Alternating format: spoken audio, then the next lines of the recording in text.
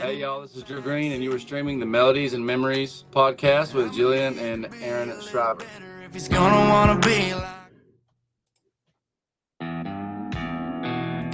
Welcome to the Melodies and Memories podcast with Jillian and Aaron Schreiber, brought to you by Arlo Revolution. Each week, they connect melodies and memories with fans and singer-songwriters from all genres of life. When all else in life is gone, music will be left to leave the legacy of life's adventures. Please welcome your hosts of the Melodies and Memories podcast, Jillian and Aaron Schreiber. All right. Y'all get a special this week. You get two shows. Now, I talked a little bit last night. We're going to try to double down for a couple weeks and see what happens. And yeah, it'll be fun. All right. No, Julie's trying to reach out to us on Be Live. You know what? I think my Was there something off? No, I had my ears in, and it was like extra loud. I'm like, why is the music still playing? We're just rambling a little bit because we're testing out the sound, man. Thank you guys for tuning in tonight. We're excited. It's gonna be a good show. We're gonna kick it off here in a few seconds. If you guys are in the chat, give us a thumbs up. If it sounds good on your end, it looks good over here. I think Sounds good on my end. I don't like how they redesigned all these squares. I'm It's gonna be aesthetically playing with pleasing, squares now. All right, you ready? All right, here Kick we us off. go. Hello and welcome everyone to season 7 of Melodies and Memories podcast. I'm your co-host Jillian Schreiber, I'm your host, Aaron Schreiber. and our mission tonight is to provide a platform for motivated singer-songwriters, passionate fans, or someone who's making a difference in and around the music community. We hope everyone listening leaves inspired with a positive outlook and begins connecting their own melodies to memories. Tonight we're presented by our good friends at Arlo Revolution. Cinematic wedding films, music videos, and promos. Find them at arlorevolution.com. One tree planted. For every 1,000 downloads of the show, we plant a tree with one tree planted. Download the show on your favorite podcast app. And pod decks. Pod decks are the hottest tool to get your next great interview, unique interview questions in the palm of your hand. Our on-screen sponsors are Art on a Hire Wire by Joelle. Original and custom artwork inspired by your life moments, treasured photos, and memories. Looking for ways to support and sponsor Melodies and Memories music media? Then head on over to our Patreon page, where tiers start at just $1 a month. The next best way to support the show is to like, share, review on all podcast platforms. Remember, you can join us live every Monday night at 7 p.m. Central on Facebook and YouTube, where you can interact with the show, ask questions, or join in on the live chat with your favorite guests. Visit our website, melodiesandmemories.com. for music news, concert reviews, photos, playlists, and more. All right. I'm ready for tonight. You ready for I'm tonight? excited. Let's go. So this one, I got to give you a little backstory. This show tonight goes back, what, 11 years, 12 years or so? Pre-kids, that's for sure. So before Jillian and I had kids, we lived right between Chicago and Milwaukee. We're like 45 minutes north of Chicago, 45 minutes south of Milwaukee. And so we had a good friend in Nashville, and she'd bring some artists through the town. We always let them stay at the house, cook them a nice meal or something, give them a nice place. And I don't know about a nice meal. It's probably food, mostly we just ordered out or something. But like it was like Louis Bryce and Jacob Stiefel. We've had them on the podcast, and there was a third one we had come through one time, and I'm like, one day I want to have him on the podcast. And a couple years ago when we started the show, I'm like, man, that name came around again. We've had everybody on the show except for him, I think, haven't we? Yeah, he's the one. Yeah. But I kind of wanted to wait. I saw him start doing some big things. I'm like, dude, give him a couple more years. This guy's gonna have something. Now he has probably my top 6 favorite song I've ever heard in my life. He is co-written on. And we're going to talk a little bit about that song. But guys, tonight, it's going to be a long intro, but I'm just going to let you know now. We welcome in Greylan James for episode 166. We watched his career grow over the last 11 years, and his dedication and passion for country music has always been apparent. From his humble beginnings in Knoxville, Tennessee, to signing a global publishing deal, and just recently a major record deal, Greylan has become one of the most promising talents in the country music scene. He has written songs for some of the biggest names in the industry, including Chris Young, Blake Shelton, and Chris Janson. He even received a call from his hometown hero, Kenny Chesney, letting him know that he's cutting one of Greylan's songs. Greylan started releasing his own music in 2021 and shows no signs of slowing down. His passion and dedication are unlike anything we've ever seen. And tonight we are honored to discuss the melodies and memories that make up his journey. Let's welcome Greylan on. What's up, buddy? What's going on? How y'all doing? Windy. I was like, "Ooh, I gotta breathe out of that one." That's a good intro, dog. It got me fired up, bro. Dude, like I said, I've been waiting for this show for a while, and I was gonna reach out a couple years ago when we first kicked this thing off. I'm like, no, let's wait. So, Awesome. perfect time to have you on, dude. CMA Fest week. You got a big week going on? Big week, dude. I'm trying not to get stressed, dude, and it's just it's a lot, man. I got some family coming in town, and we're about to be tourists for the week, and it's gonna be fun, man. It's gonna be busy, a lot of country music, and I'm excited, man. I'm nervous, but I'm excited. I love that you still get nervous because you've been doing this for so long, dude. This is what I love about it. So we went through this way back and kind of get your earliest music memory, dude. Just kind of what was playing around the house growing up. I know you started young, so just kind of tell us what your parents were listening to. Yeah, man. I grew up in Knoxville, Tennessee, and it's just kind of like the hotbed for country music, man. I mean, all the way back to Chet Atkins and Roy Acuff and Dolly Parton, man. I mean, it goes back a long ways, and even to now, you know, we got Morgan Wallen and Kelsey Ballerini, and it's just something in the water out there. Just country music is always around, and even if you're in a Mexican restaurant, bro, they ain't playing in nothing mariachi, bro. They're playing country music in there, and it's a place that country music was always around me. So growing up, I mean, that was what we grilled hot dogs to. That's what we watched the Super Bowl to. We didn't have the sound on. We were listening to country. So I always was around country music. My family loved it. So any and all kinds, the stuff that was on the radio at the time. But my papa had Waylon Jennings on, and took me and my brother to school listening to Waylon and Willie and some of the greatest hits of those guys. So I got a good lesson on country. Yeah, man, I love that. He got you your first guitar too when you were about 5, right? He did, man. When I was 5 years old, for Christmas, he bought me a $30 or $45 guitar at Walmart, and it was supposed to be just like another little toy you bought for a kid. You know, it was like buying a plastic drum set, but I took it too far, man. I was obsessed with it, and when I that's one of my first like core memories I have as a kid was looking at that thing like this is my instrument for the rest of my life, and it was, and I remember I took it in my bunk bed that me and my brother shared, and I played it till my fingers bled, as my family likes to tell about every. I did, man. I played till my fingers bled, and I was just like, this is it. And really, ever since that night, my what I'm going to do never really changed. And it kind of all started with that little guitar. Yeah, and it's awesome because I mean, just talking about it, you were at one point, what was it, like the top guitarist under age of 21? Was it? Yeah. What was it? Guitar Mag or Guitar World magazine or something like that? Or yeah, what? yeah, Guitar Center, like Guitar Center, yeah. They found me on YouTube, like playing just some stuff that I had learned in my bedroom. But again, you know, I took that toy guitar way too far, man. I've never been one to do things halfway, man. If I'm gonna eat a donut, I'm eating that whole thing. So I just I wanted to be good at it. I don't like being bad at something, and so I started taking guitar lessons, and my guitar teacher didn't want to teach me Brad Paisley songs, and I was like, I'm quitting, dude. I'm gonna learn these things myself at my house. And man, I learned every note that I heard on the radio, and before I knew it, there was people reaching out saying that, hey, you're actually good at that whole guitar playing thing. And I was like, am I? That's crazy.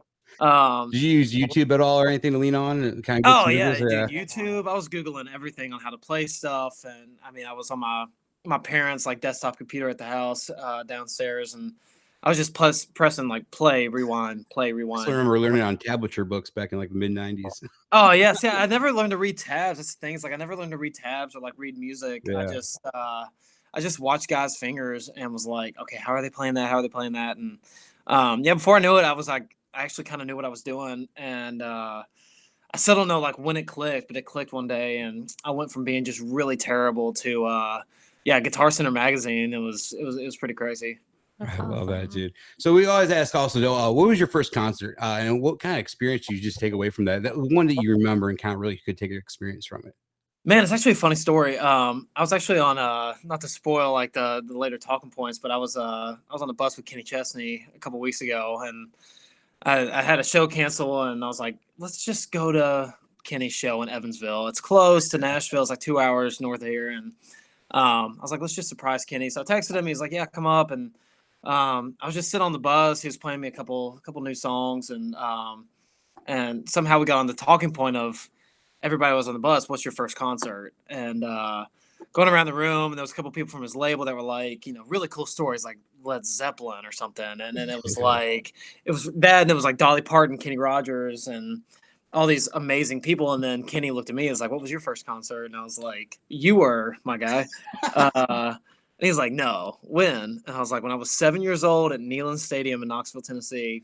And I think it was like 2004. And yeah, it was 2004. And he was playing the hometown stadium, and he brought Peyton Manning on stage, he brought Uncle Kracker on stage, Kid Rock, and yeah, that was my first concert. He didn't believe me, and I was like, "Bro, I got the picture proof. I got the extra small, yeah, dude, I got the extra small tank top to prove it." And it's cool because that's like one of his biggest shows that he plays too, is at that stadium because that's hometown, man. Yeah. Oh, it was, bro. And he was like, "You're gonna want to play it one day, aren't you?" I'm like, "Yes, that's one of the goals." That'll probably be one of our questions later on when we get amazing. when we do the hot seat. The last question we always ask a kind of a goal, so that'll probably pop up again. Yeah. Cool. But that's cool. Yeah, well, just going into that a little bit. I have here. You got to meet Kenny Chesney when you were younger, right? And he is that when you got to meet him that time? No, it wasn't. That was my first time seeing him, and we were in deep seats, man. I mean, because didn't he tell you to stay in school once because you got like a C or something? Your dad kind of ratted you out against him. Yeah, he did. Well, I was in a bluegrass band, because where I was taking guitar lessons was a little backwoods East Tennessee guitar store, and they had all the guys that worked there and the guy that owned the store. They had a little band, little bluegrass band, and I was one of the guitar players, mandolin players in that little group, and we would just play like little corporate events, little tomato festivals, any kind of fruit festivals around the area, and then we got hired to play this brewery for like this private party, and it was for Anheuser-Busch, and so we show up, we're just playing, like the bluegrass classics, and all of a sudden, like in the back, and I was a little fella, I was like 3 foot tall, I was 11, and I just saw in the back of the crowd, there was like everybody huddled up in this one little area, and I got a glimpse of, it was Kenny Chesney walking in, and I just, that was my guy. I think at the time I was probably wearing puka shell necklaces because Kenny Chesney wore puka shells, and I was trying to, I probably peed in my jeans, and I just couldn't believe it, and everybody's trying to talk to him after we got done playing, and my dad kind of weaseled our way or back in there, and a couple days before that show, I got my first C in science class. I was always like a straight A kind of kid, but I got my first C because I was slacking, just learning guitar to try to get in magazines and stuff. And and I remember I told my dad, I was like, it's not a big deal that I got a C. I'm gonna be a country music star. So I didn't know what a mitochondria is. Like who needs that? And he's like, you need to stay in school. So he got me back to Kenny, and of all things to ask Kenny, like advice on the music business, anything, my dad asked him, like, "Hey, this is my son Greylan. He wants to be a country music singer, but he just got his first C in class. Like, he wants to be homeschooled. Like, what do you think?" And Kenny was like, "All right, stay in school and learn how to write songs." And then he just turned and started talking to the next person. And that was pretty much it. And that was the last I talked to him until he, recorded one of my. But did you know anything about songwriting before that? Before like he said that to you? Do you know like songwriters existed or anything like that? Oh no, not at all. I just learned my first, G chord, C chord, D. So I was just kind of getting a dabble of playing shows and being in a band, band. But it was kind of just it all kind of happened fast for me. But right after that, my grandmother, who was also at that show, she was kind of who got me started in like singing lessons. And besides me, she was the only one taking my dream seriously. And she passed away a couple months later after I met Kenny, and that was the first song I ever wrote. And without that interaction with Kenny, I don't know if I would have ever thought about writing songs and putting my thoughts to chords and music. But it kind of just all happened, the way it's supposed to. How old were you when you wrote that song? 11. 11. Damn, dude. 11. It took you 11 years. What now? In those 11 years from when time you met Kenny, you wrote that song. Did you kind of do any poetry, any journaling, anything like that? No, other than just writing about the times that I've been rejected by girls in school. I mean, that was pretty much. I think that's all my high school journals were, just like all my breakups. Yeah. I just was always like, I always thought that I was going to do this. I mean, this all kind of feels like the way it was supposed to happen. So even back then, I was like, when I write this song, like that girl doesn't know, but it's going to be a hit one day. And even when I was 13, writing stupid songs, but. Yeah, I mean, I always was kind of looking around and being like, oh, that could be a song. That could be a song after that first song I wrote. So when did you finally jump from Knoxville to Nashville and finally make the move? Yeah, I was always telling my parents like, hey, you can. My dad's a restaurant designer. I'm like, you could always design restaurants in Nashville. They make restaurants in Nashville too. Like, we should move. Just always trying to convince them, but really when I was 18, I moved officially when I was 18 or 19, and I was trying to decide between college and working at Home Depot. I didn't know what was happening because like I said, I always thought this was what I was going to do, but it wasn't really happening. I was playing shows and I'd had some cool things happen in my life, but nothing that ever kind of like got the ball rolling in the sense of actually doing it and actually being on the radio or all those things. In Nashville was a missing piece. And so coincidentally, when I was about to have to start applying for colleges, I got reached out to by a publishing company, which is basically just a company that signs songwriters to write songs for a living and tries to get them recorded by bigger artists on the radio. And they heard some of my songs on YouTube and reached out to my dad at the right time. It was summer of like 2014 or 15. And they got in touch and brought me to Nashville like the next day and offered me a publishing deal. I had no idea what that was. I'd never written songs with anybody else besides myself in my bedroom. And they're talking all this stuff about co-writing. I'm like, what is that?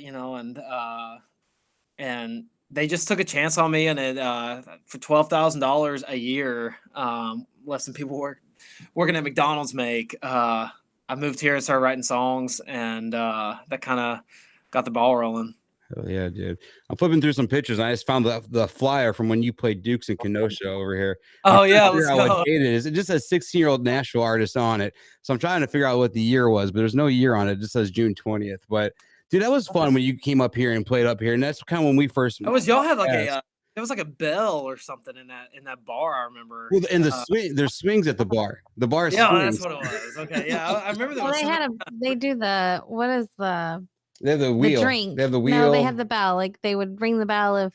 That's like if you like get iced or whatever. Ice, thank you. Like the Smirnoff Ice, you gotta get on me or whatever. I think that's what it was. My brother was with me, and we were like, "What is happening, dude?" It's like, and so many people were getting iced that night. Yep. Yeah. I think you had Phil with you from Ingram Hill too, right? Yeah, I think he was out there. That was a fun time for sure. Then we were gonna have you go. Was it my 30th birthday? I think we were gonna have you, but that fell through at the last minute. We're like, all right.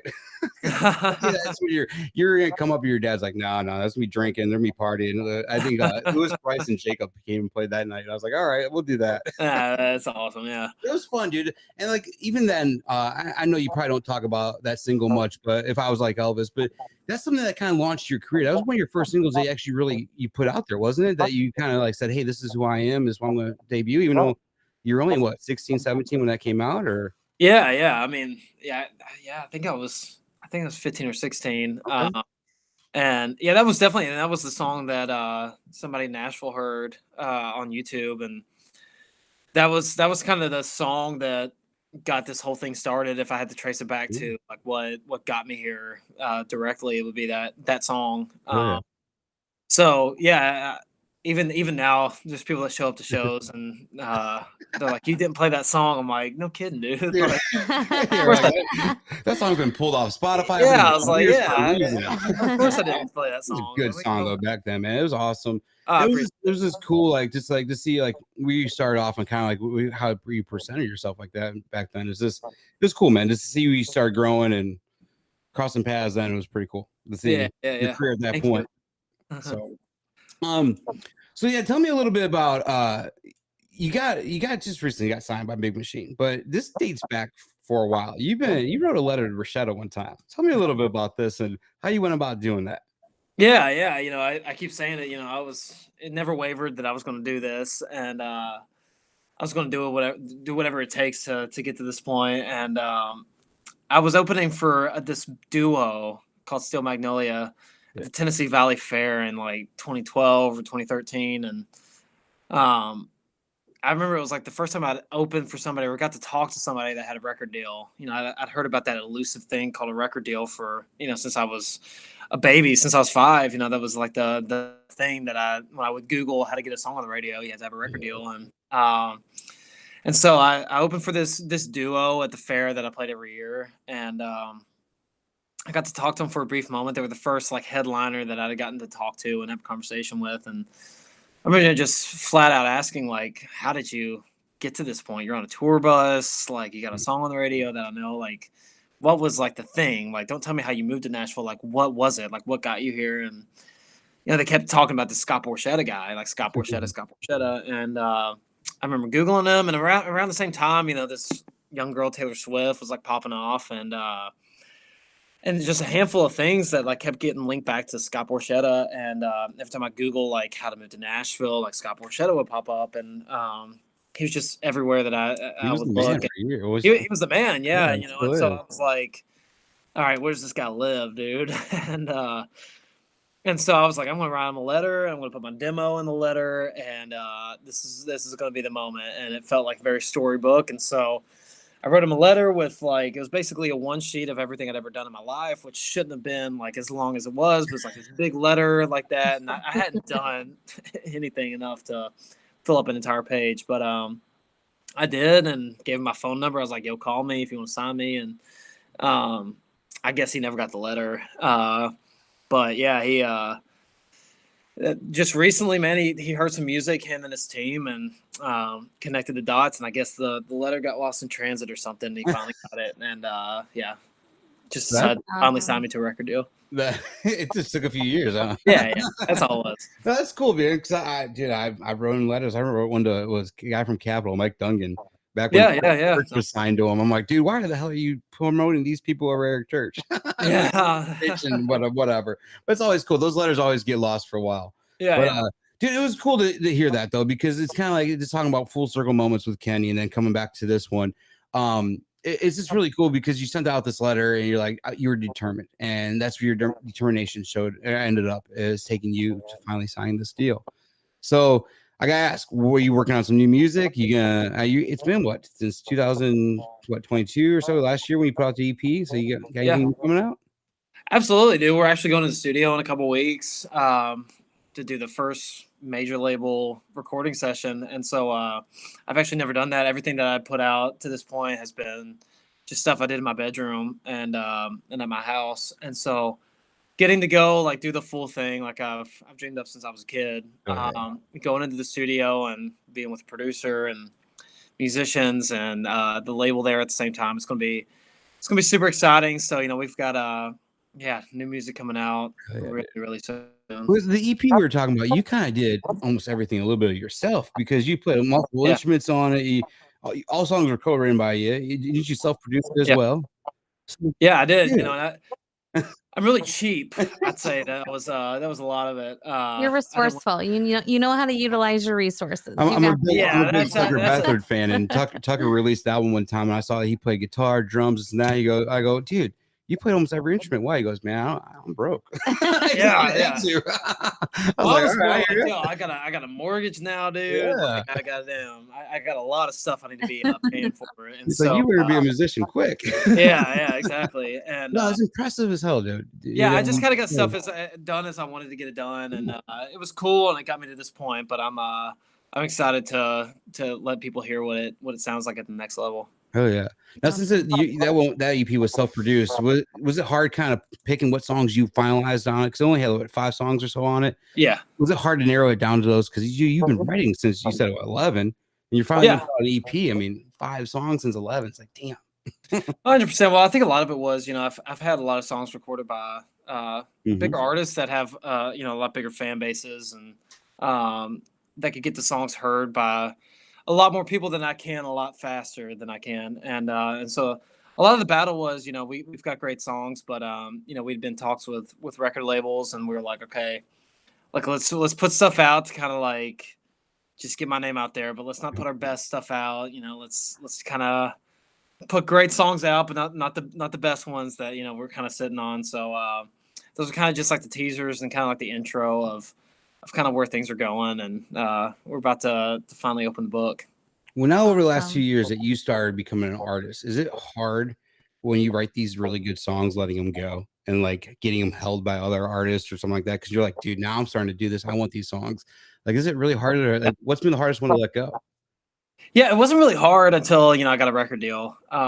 Because before that, I was making a business decision of like, okay, um, so and so can get the song on the radio, next month. Where for me, I'm still trying to get a record deal and trying to get the correct distribution to kind of get the song actually heard by millions of people. And I didn't have that reach at the time, and so it was a little easier, especially if there was a big artist involved and that wanted the song that I written. But now it's definitely getting a lot more tricky because I mean it seems like every song that I write now, I write probably 5 or 6 songs a week. Mhm. Feels like every song or every other song's kind of getting in that predicament of somebody else wanting it and me trying to decide like, is this something I want to sing the rest of my Right. life?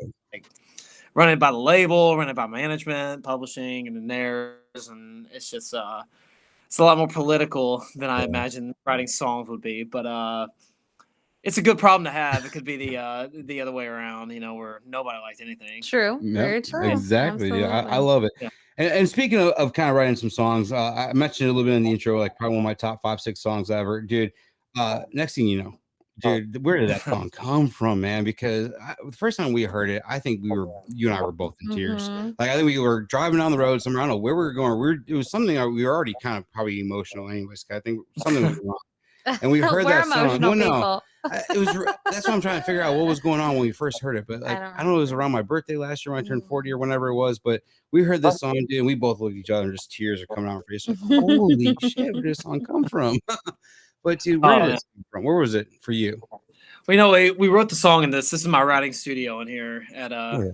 Universal Publishing in Nashville, and it's one of the first songs I'd written when I moved into this office. And it was crazy, man. It was perfectly teed up.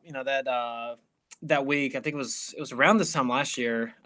We actually wrote it on my papaw was one of the guys that really got me started in music, and he had passed away that January, and in June it was his first birthday in heaven. I remember like June 14th was his birthday, and I remember June 14th was coming up, and I was like, all right, that's gonna be a tough day. And then my publisher called me, and they're like, hey, Jordan Davis is going into cut on June 18th, which is my birthday, and he was like, he wants to write one more song, and he's got a slot open, and they need a hit, like they need a smash. Like, do you want to write with Jordan and a couple of these other guys? And I was like, obviously, yeah. And it was June 14th, and so we showed up that day, and it was me, Chase McGill, and Josh Osborne, which are incredible songwriters, and I've written way more hits than I have, but great dudes. And we got here, and Jordan, we're like, did it get miscommunicated? Jordan showed up like 50 minutes late, not 15. 50 minutes late, we're like, should we go to lunch? Like, what do we do? And again, we're supposed to write a hit today, and then Jordan shows up and he's like, I gotta leave at 1:30, and he got there at like noon. And so we're like, oh God, we gotta hustle on this. And so we got down here, and we started talking, and it was his son's birthday, Jordan's son's birthday, like the Sunday before we wrote the song. And he was just talking about how life was just kind of getting away from him, and time was getting away from him. And he was like, I can see how fast like 17 of these things can go by, birthdays. And he just wanted to, it was heavy on his heart. And he said that title, Next Thing You Know, and Chase McGill kind of started like talking about that verse and just talking about how, let's just say that title, like in a conversational sense. And before we knew it, we were writing a song about just the progression of life. And Josh Osborne's over on this couch just crying, and Chase McGill had tears. And I'm not even a dad, and I'm even like getting tears in my eyes. I'm like, I don't have kids to be sad about, and it was just a special song, and it happened fast because it was just writing about life. We got to the last chorus and talked about grandparents, and it felt fitting because my grandfather was heavy on my heart that day. And it just felt like one of those songs that was meant to be, but it never felt like it was supposed to be a hit, like we were supposed to write that day.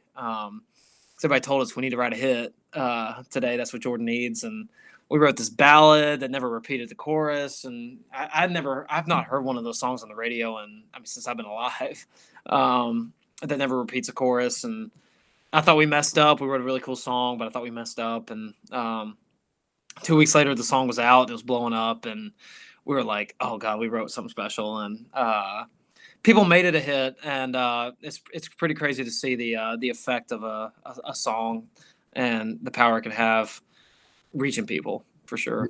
It's insane because it's funny because like when that song, the minute I heard it, the line where he goes, "How you doing there, Dad?" Yeah. Like, I remember this text like right after I became a dad for the first time. I had a picture of me holding my son probably minutes after he was born. I sent a text to my dad, and he replied and called me dad. And that was the first time I ever heard that. I was like, dude. And the minute I heard that line, it took me right back to that text message. I freaking lost it. I was like, I'm done. No, man, I remember when that line started getting thrown around, and the funny white hat and Dr. Says, that's definitely like the line that got all of us choked up. And I remember how it came up, but it was definitely one of those where we looked around and like, oh, okay, that's. I was there good. in scrubs. And I was holding. I mean, even in the picture, I'll have to send you that picture of that text. Yeah, I'm there holding the baby with the scrubs on. That the probably had the white hat on, everything. And then minutes that lyric came on, I'm like, dude, like it's pretty wild. Yeah, it's cool. That's man. Yeah. I love that. And it was cool because then like the first thing I did the minute after I heard that line, I looked up on Spotify. I always hit song credits to look, and dude, I saw your name. I looked at Jillian. I said, "It was like, oh my God!" I was like, "Are you gotta be kidding me?" I was like, "This is Greylan's song," and she's like, "Are you serious?" We're like, "We're so proud of it." Yeah, dude. Honestly, that was like another moment of being proud. Definitely. Let's go. Like, damn, dude, this guy is doing something. That got slept in my house, dude. Yeah, right. This guy's came through a couple times. That's sometimes we still have. We're gonna have to frame it now because after all these years, we still have. I think it's like an 8x10 or 11x12 poster of the If I Was Elvis poster. Oh Lord! You know, like thanks for letting me crash here and signed it. Oh, let's go. I was like that. So I still got that somewhere down here. Yeah, I'm like I got to frame that, put on the wall now. I love that. Hell yeah. So one of the coolest stories for me, just because I'm a Chicago guy. If I watch basketball, I like watching Chicago Bulls a little bit. Dude, you wrote with Jimmy Butler, and not many people know he's a songwriter, but he's a hell of a basketball player too. But tell me a little bit about writing with Jimmy Butler, man, and just how that came to be.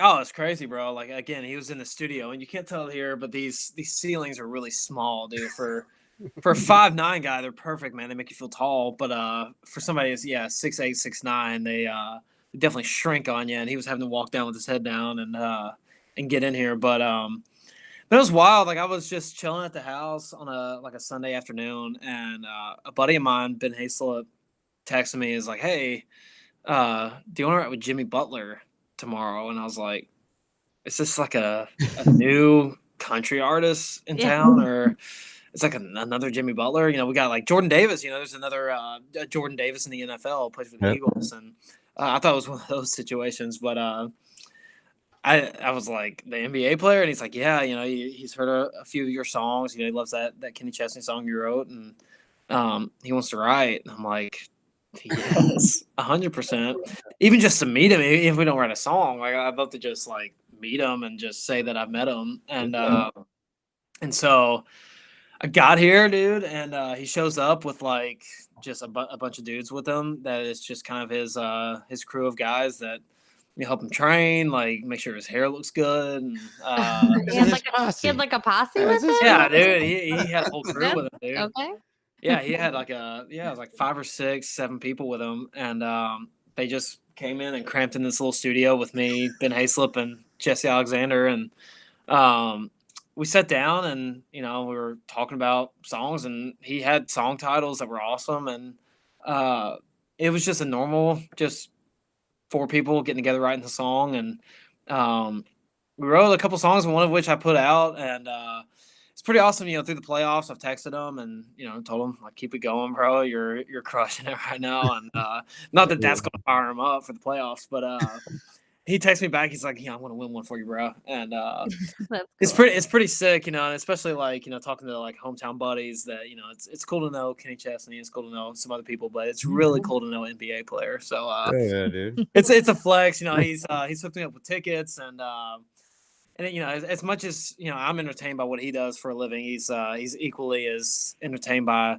what we do, and I can write songs with him. I cannot play basketball with him though. That's not gonna happen. Have you got to shoot any hoops with him yet at all, or no? Yeah, you know what? Like he invited me to a pickup game bro. And so I went, and I was like, I strategically did not wear basketball shoes. I was like, I want to see what the vibe's like. They were over at Lipscomb University, and so they were at the gym over there just playing a pickup game. And he's like, yo, come out, like play some hoops and shit. And I was like, all right, I'll come out. And I went, but I was wearing my boots because like, that's a good excuse to not check in if it's too intense. And I got there, and he was like, it's just a couple buddies, like you probably won't know any of them. And I got there, it's like Parker McCollum, Kane Brown, Sam Hunt, like, which that list just sounds like famous people, but it's not just famous people; it's tall famous people. Right.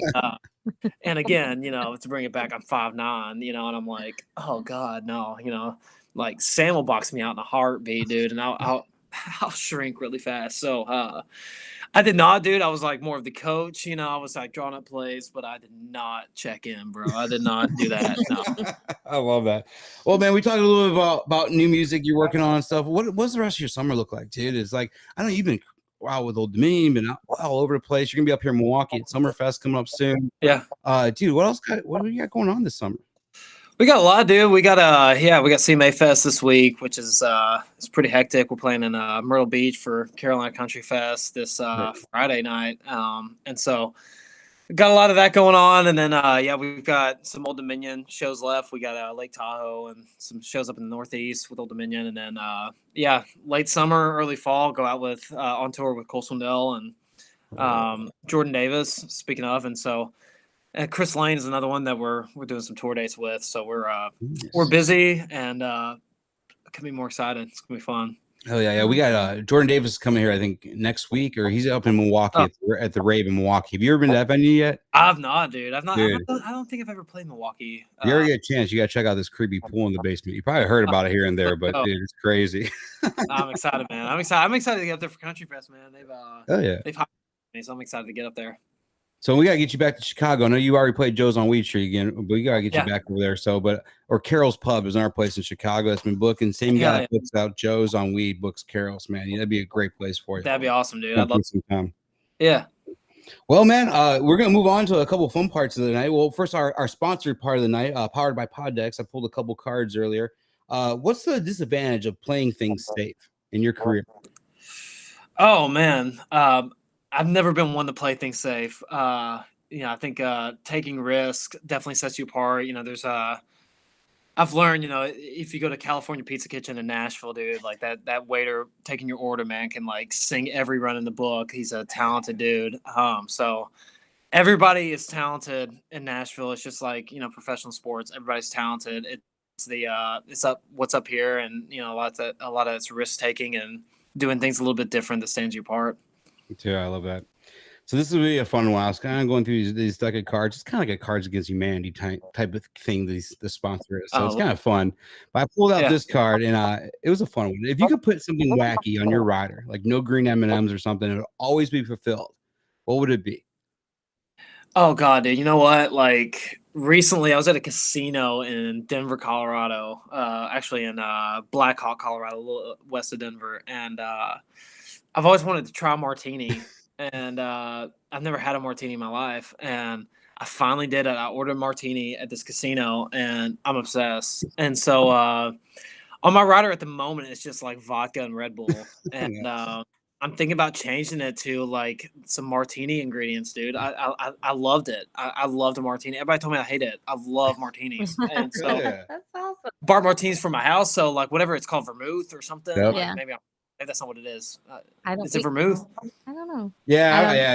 It's like dry vermouth or whatever. Yeah, I think it's vermouth. Something behind the bar over here. I haven't drank in over 4 years. Yeah, it's definitely vermouth. So yeah, vermouth. That would be on my rider. All right, that's cool. I used to work at a theater and I did hospitality, and we had some strange rider requests. I think the strangest I ever saw was B-52s. They just had some wild stuff on there. So I was like, all right, I don't know what they're doing in the test room. I'm just gonna let them be. I know, right? This is the wildest one with the weirdest band. I was like, all right, whatever. So, all right. Well, this next one is gonna be a little fun, dude. So when I was researching for this show, I kind of picked 4 songs. I'm gonna play 5 seconds each song. Just kind of that I think you might have a connection with. So the first thing when you hear the song, the first thing that comes to mind, we'll talk about real quick. Hit that yellow one, babe. Mm-hmm. I had to throw some Morgan Wallen in there. So the way I talk Morgan Wallen, man, when you hear that song, where's it take you? Tennessee Vols, dude. It takes me to Alabama getting beat by Tennessee this past year because it's gets louder when I'm cheering on the Volunteers, bro, in the verse. Yeah. Hell yeah, dude. I love that. I know because man, you're giving me one of those next greats coming from Knoxville, dude. You got Let's Kenny, go. you got Morgan, now here comes Greylan coming out at you. Make All the right. look here. Let's go. Hit that green one. You're still around to ride this So I had to throw a Brad Paisley song in there, man, because honestly, your guitar skills, his guitar skills are just like anything I've ever seen. But when you hear "Letter to Me" by Brad Paisley, where does that take you? Oh, it definitely takes me to like learning every single note on the Brad Paisley Play album, which was an instrumental record that he did, I think around like 2008 or 9. And I learned every single note on that thing. There was a reason I didn't have friends that summer. It was because I was in the house learning every note on that album. All right, and this next one I had to throw on. We just had the songwriter of this song on not too long ago, but I'm like, I have to throw a Kenny song on here. But all the Kenny songs, there's one that I connect to the most. I was like, I want to see if Greylan has a story behind this one. Yeah. Yellow. I knew someday I would, 'cause Grandpa told me so. So Grandpa told me so, Kenny Chesney, man. Where does that song take you, buddy? Oh my gosh, dude. Well, it takes me to my grandfather, obviously, but just takes me to like, I mean, Kenny just having such a long career, bro, and he had ups and downs, man. I think that was one of his first record deals, and especially going into my first, it feels like a do or die thing to make it work. But Kenny had a couple record deals before he became the Kenny Chesney, so it takes me back in time to my childhood, but it also takes me to Kenny just persevering and doing whatever it took to be a country music star. Oh yeah, we had Mark Allen Springer on, and we tried to get him to sing that song. He's like, "Yeah, I haven't sang that song in years." I was like, dude, come on. No, that was like one of the songs after I lost my grandfather in 2000 that just connected with me, dude. And I just roll with that, and it was shortly after he released it too. So it was a badass song. But yeah. This next one, I think you're gonna like this one. Green.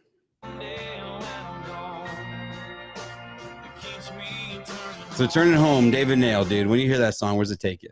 Oh, two places, dude. That's another Kenny Chesney thing. So like that song, I think it was that trip, man, when I came to see y'all. I heard that song and I just gotten homeschooled and I just started like really touring. I was 15, 16, 17 and it was hitting me hard, not being with my buddies that I grew up with since I was a little kid. And so I remember just listening to that song over and over and thinking of Knoxville and where I'm from and just wanting to get back and be with my buddies. But what's funny is like I've loved that song since like I was just saying for almost a decade now. And when I was with Kenny a couple weeks ago, I finally brought it up to him because he wrote that song. He co-wrote that song.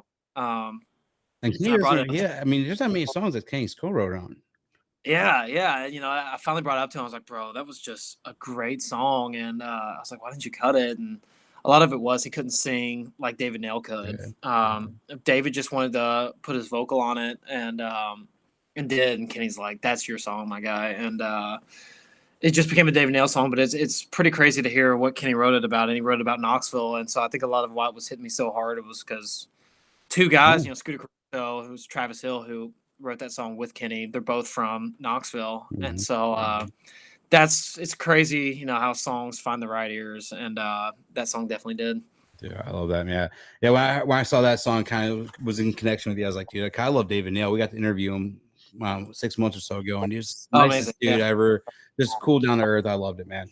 Great dude. Yeah. All right. So we're going to put you on the hot seat real quick. 60 seconds. We're going to try to do these questions in 10 quick questions. First thing that comes to mind, just go ahead and spit it out. All right. The first CD or vinyl you ever purchased?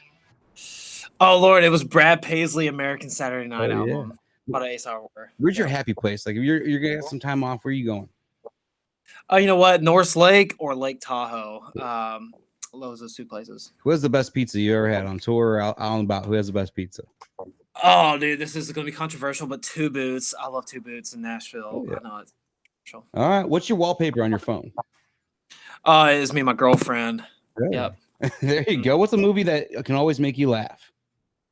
Oh, dude, Talladega Nights. Yeah, dude. Yeah. What was your first job? Oh, Lord, dude, I worked at a guitar store. That was my first real job. Worked at a guitar store, sold guitars. What's the oldest thing you own? Oh, Lord, this guitar, dude. 1968 Gibson Heritage. Nice. What chore do you not like doing? Oh, dude, any kind of chore. Yeah. I feel that. Yeah. What was your favorite childhood television show to watch? Oh, dude. Let's go SpongeBob. Why not? Hell yeah! All right. Yeah. The last one we kind of mentioned earlier, you're talking about kind of like bucket list things, but what's something that's still on your bucket list, man? You got to do some really cool stuff. Did you just recently play Red Rocks too? I played Red Rocks. Yeah, I would like to do. awesome. I'd like to do one of the big venues in Knoxville, either Thompson Bowling or Neyland Stadium. I'd like to play one of those. Hell yeah, dude! How was walking on stage at Red Rocks and seeing that with a crowd full of people, dude? Oh, dude, it was crazy. I still haven't processed it. It was just last week, but yeah. I still haven't like processed it. And just adding on top of that, being a Tennessee Vol fan, bro. Like the second night, I started hearing rumblings around the backstage area that Peyton Manning was there, and the backstage is not big, and I was like, where you can't miss him, and it was the damnedest thing. And then somebody came up to me, or my manager, who was also Old Dominion's manager, he's like, "Hey, did they run it by you that you're singing on stage with Peyton?" And I was like, "Oh, I think nope, failed to mention that." Yeah, I would definitely remember somebody telling me that. And it was just it was already a crazy experience to just be at Red Rocks. But yeah, adding Peyton Manning to the fold definitely got me weak in the knees. And so before we got on stage, man, one of my managers took me back to talk to Peyton and introduced me to him. And luckily, Kenny had kind of already teamed me up with Peyton, and they were already really close. And Old Dominion's been on tour with Kenny for a long time, and so Peyton already kind of knew my team that I work with, and so it wasn't super awkward. But as soon as we started talking, he saw my inner monitors, which have a power tee on it. He's like, "Are you from Knoxville?" And we started kind of talking a little bit, and before we knew it, we were singing Little Pink Houses on stage, and I just knew "Ain't That America," and that was pretty much all I knew. I just heard it on like a Chevy commercial or something, and that's all I knew about that song. And I told Peyton, I was like, "I'm gonna be honest with you, dude. I really don't know that song." He's like, "I'm gonna be honest with you either. I don't know it either." And so Who picked this up? we were just side stage, just like, and he had the lyrics pulled up on his phone, and we were just like going through it, and we were like going like this, like, "Ain't that America something to see?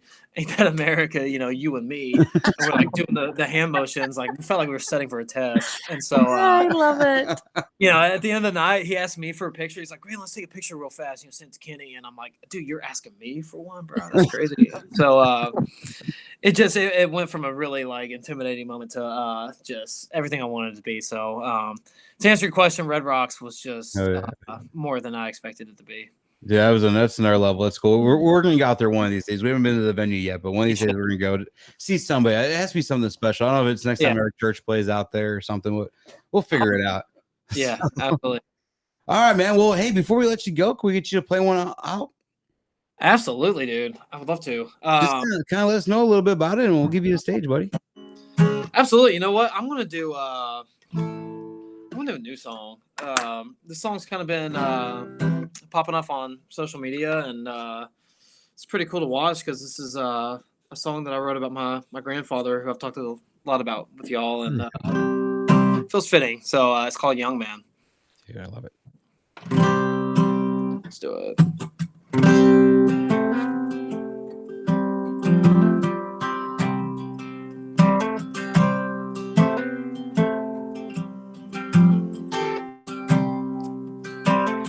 A truck older than me pulled up. A guy older than Nick climbed out and walked into the bar I was in. Ordered one and he sat down next to me, and next thing I know, we were shooting more than Jack. I said, "Buddy, you don't act your age." And he leaned back and laughed. I said, "Young man, don't nobody gotta grow up, man. Don't be afraid to look dumb, man. It's worth it, 'cause only one man's been perfect." He said, "Young man, take it from an old man. If it ain't good for your soul, tell him where to go, man. Make crazy friends, fall in crazy love, 'cause that's the stuff that keeps you young, man. Young man, if it gets you drunk, man. Drunk, man, soak it in like the sun, man. Son, man, watch you keep you young, man, young man.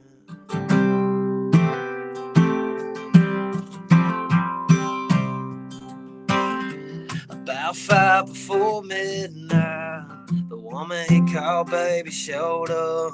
The 40 years he talked about looked like a brand new love. As he held her tight, she kissed him like it was just them in the room. And they danced along to top 40 songs like they were still 22. And say, young man, don't nobody gotta grow up, man. Don't be afraid to look dumb, man. It's worth it. There's only one man's been perfect. He said, young man, take it from an old man. If it ain't good for your soul, tell him where to go, man. Make crazy friends, fall in crazy love. 'Cause that's the stuff that keeps you young, man. Young man, if it gets you drunk, man. Drunk, man, soak it in like the sun, man. Sun, man, watch it keep you young, man. Young man, yeah.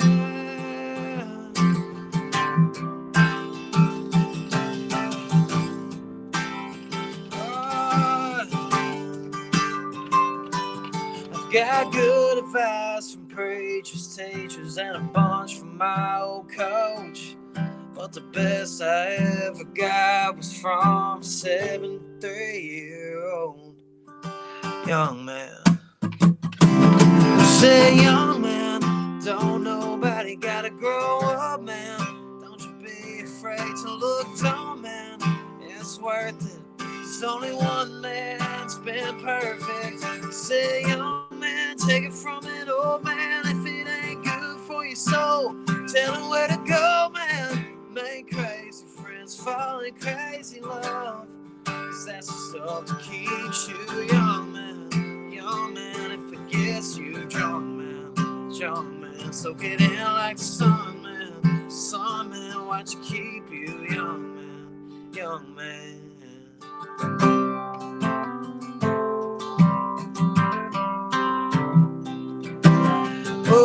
Oh. Damn, dude. I don't know how you do it, man. That is awesome. Oh, thank you, dog. I loved Damn. it. Thank you. I love that, dude. This is cool. Did you write a lot with your grandfather when he was still around, or did you get a chance to? You know what? I didn't do, but he was the one that kind of taught me my first chords and picking up a 6-string. So, a lot to him. I bet you that song means a lot to you just because you got to sit down and write that with him and stuff, dude. I bet you that's cool. That's cool. Absolutely. I love that. Absolutely. Dude, thank you so much for tonight and spending some time. I know we ran a little bit over tonight, but I appreciate it, dude. This has been awesome. Hey, man, thank you. Long time coming, and dude, it was awesome. Absolutely, bro. I appreciate y'all. Thank y'all so much, and congrats on the podcast, man. Y'all crushing it. Appreciate it, dude. Mhm. Anytime you get anything new coming out, we'll be pushing the hell out of it for you and make sure people hear it, dude. Because honestly, we've been waving that flag for a while, and we're gonna continue waving it, dude. Let's go. Please do. Thank you. All right, brother. Have a good CMA Fest, and we'll see you soon, man. Appreciate y'all. Thank y'all so much. Have a good one. Bye. Thank you, Take man. care. Have a good one. That was cool. That was a great fun. show. Dude, I love that kid. I'm He's- always gonna call him a kid. Like, I don't care if Yeah, I'm like he's a man now. 70 He's not years a kid old anymore. and like he was what 16, 17 when we first met him. Had to be. I'm trying to figure it out because that's why I wanted to know the date on that thing. I don't Because remember. the poster said 16-year-old. So I wonder if he was 16 the first time we met him. It had to be. Because the first time was my 30th birthday in Mhm. 2012. It wasn't the first time you met him. No, I didn't meet him then because he was supposed to play, but Right. he didn't play the house. Right. We went and got Matt Meyer. After the- Matt Meyer after played that. for us. That's true. It was shortly after that is when we met him. So Mhm.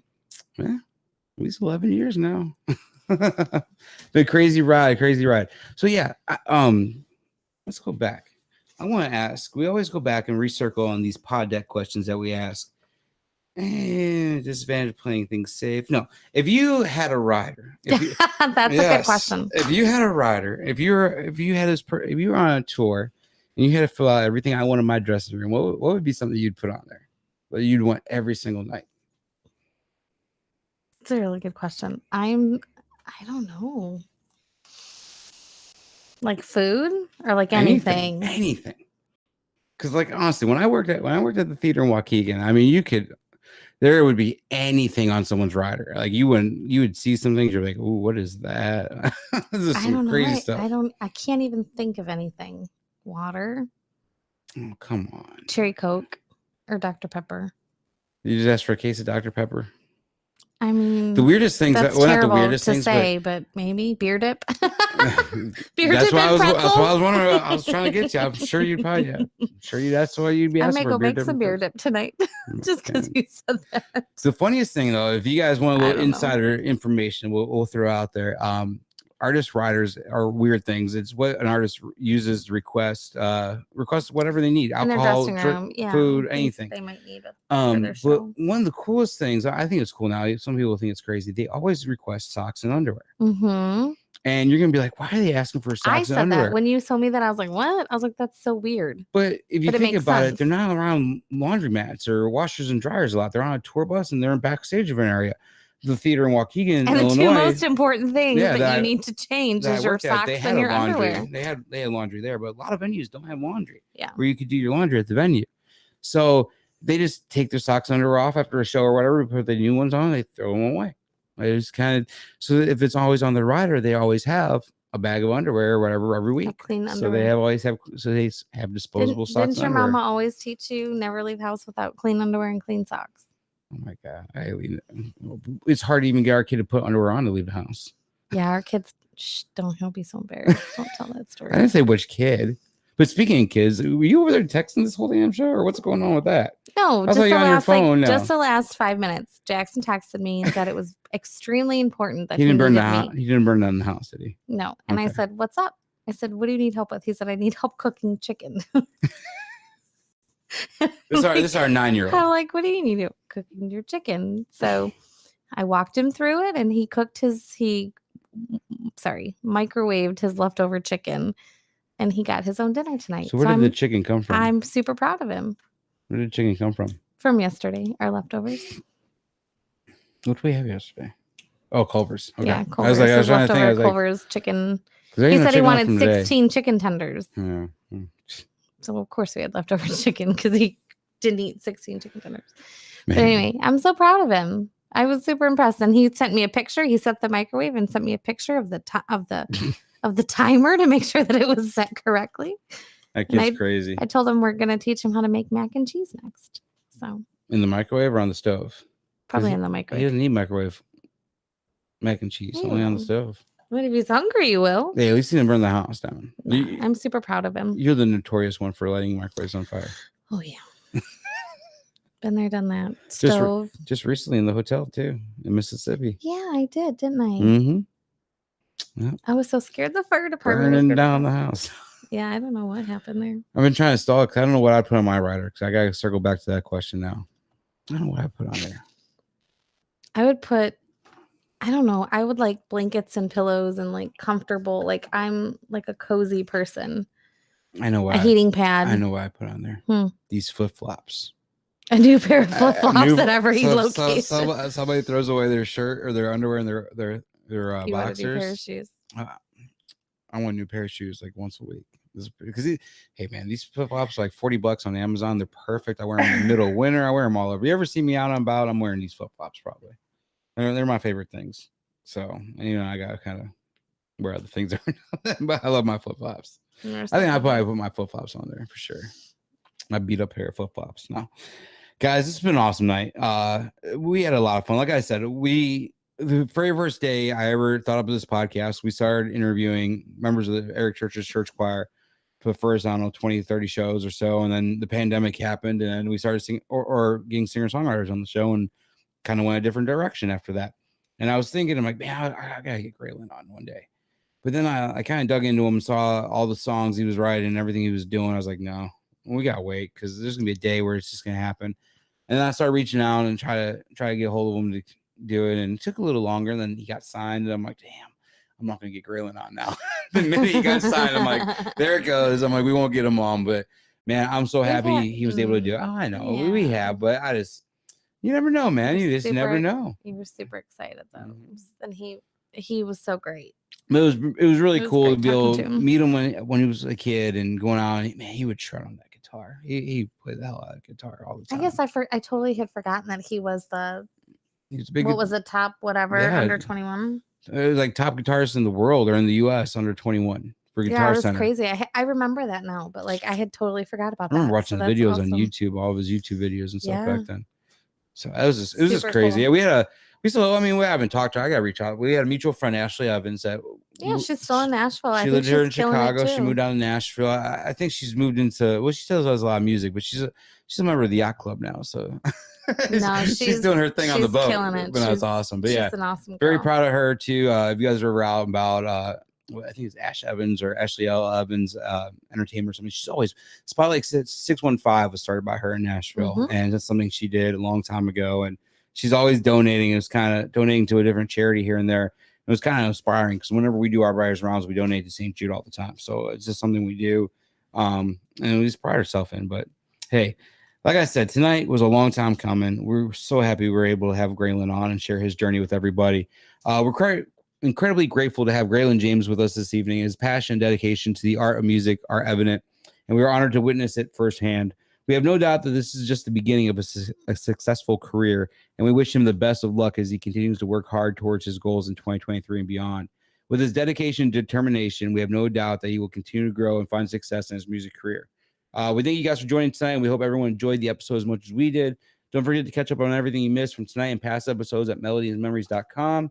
And we will see you guys next Monday night. We'll have another show. We don't know who the guest is yet, but we'll not announce soon. So have a good night, guys, and we'll see you next week.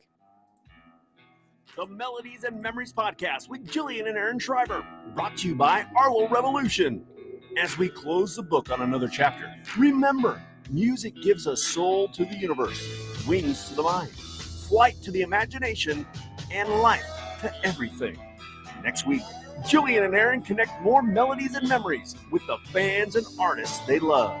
Thank you for being a part of this musical journey, and we will see you next time on the Melodies and Memories podcast with Jillian and Aaron Schreiber.